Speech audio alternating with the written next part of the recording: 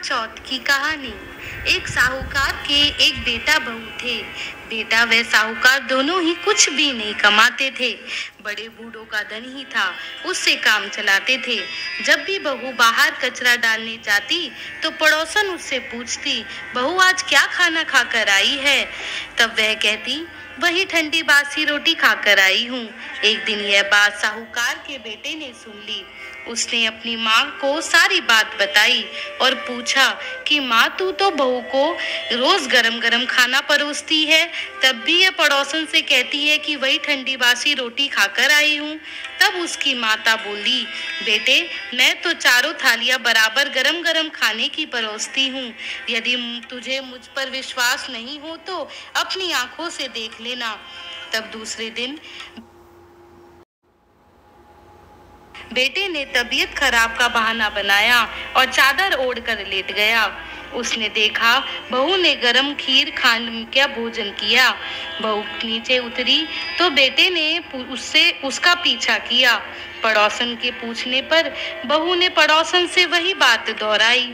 तब उसका पति उठा और उसने कहने लगा कि अभी अभी तो तू गरम खाना खाकर आई है और तूने पड़ोसन से झूठ कहा कि मैं ठंडी बासी रोटी खाकर आई हूँ। तब उसकी विद्वान पत्नी ने कहा कि यह ना आपकी कमाई की हुई रोटी है, ना आपके पिताजी की। यदि इस तरह से बैठे बैठे धन को खर्च किया जाएगा तो कुएं के पानी की तरह एक दिन पूरा समाप्त हो जाएगा। तब उसका पति विदेश कमाने के लिए गया।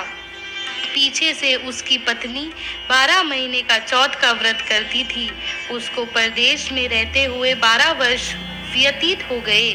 चौथ माता व विनायक जी ने सोचा, अब इसके पति को घर बुलाना चाहिए, नहीं तो हमें इसे कलयुग में कौन मानेगा, कौन पूजेगा।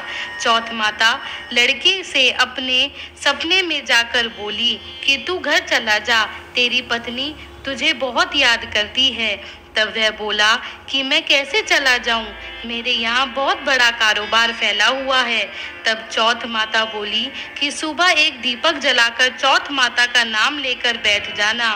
देने वाले रुपए दे जाएगा और लेने वाले ले जाएगा। उसने सुबह उठकर वैसा ही किया और उसका सारा कारोबार एक दिन में ही सिमट गया। जब वह घर जाने के लिए रवाना हुआ तो रास्ते में उसे एक सांप आग में पास जाता हुआ मिला। लड़के ने सोचा सांप जल जाएगा तो उसने सांप को भगाने के लिए सिसकारी भरी, लेकिन तभी नागराज बोले कि हे पापी दुष्ट, मैं तो सांप योनि से मुक्त हो रहा था, लेकिन तूने मुझे सिसकार दिया, इसलिए मैं अब तुझको डसूंगा।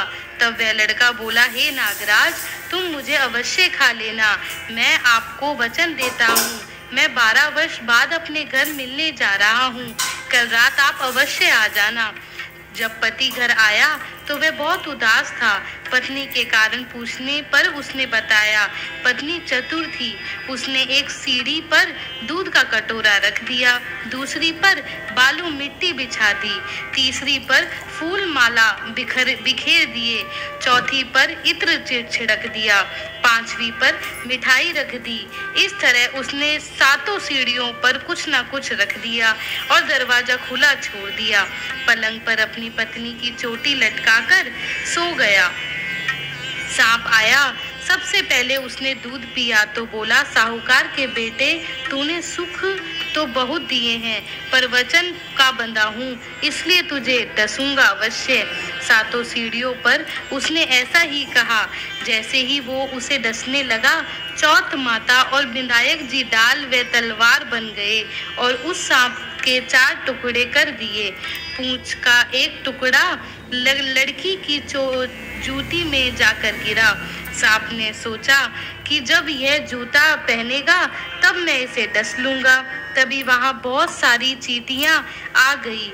उन्होंने कहा, यह स्त्री हमें रोज शक्कर व आटा खिलाती थी, इसलिए इसकी रक्षा करनी चाहिए। चींटियों ने उस पर हमला कर दिया और उसकी पूंछ को पोली कर दी। जैसे ही सुबह हुई वहाँ खून ही खून हो रहा था।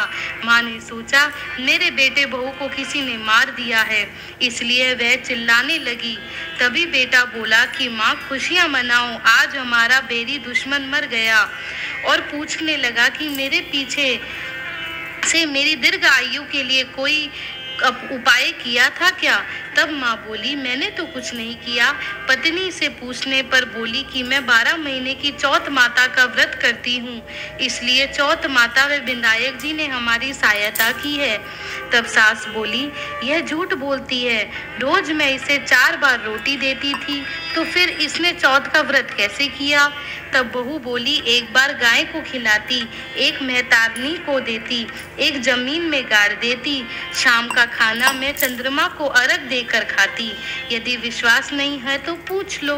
तब गाय माता से पूछा तो वह हंसने लगी और पलाश के फूल उसके मुंह से गिरने लगे। जमीन में खोद कर देखा तो रोटियां की जगह सोने के चक्कर थे।